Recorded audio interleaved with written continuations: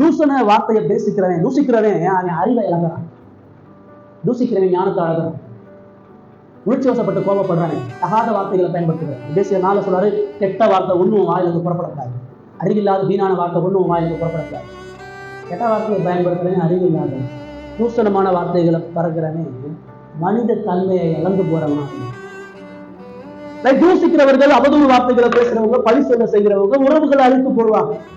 நிறைய உறவுகள் இன்னைக்கு சீரழிஞ்சு போனதுக்கு, நிறைய போதகர்கள் ஊழியத்தை விட்டு நிறுத்தப்பட்டதுக்கான காரணம் ஊழியத்தில் புறம்பாக்கப்பட்டு நிறைய அவதூறு, உண்மையற்ற அநேக அவதூறுகள் போதக ஊழியர்கள். சபை மக்கள் சபையை விட்டு வெளியே போனதுக்கான காரணம் அவதூறு, தேவையில்லாத யூகம்.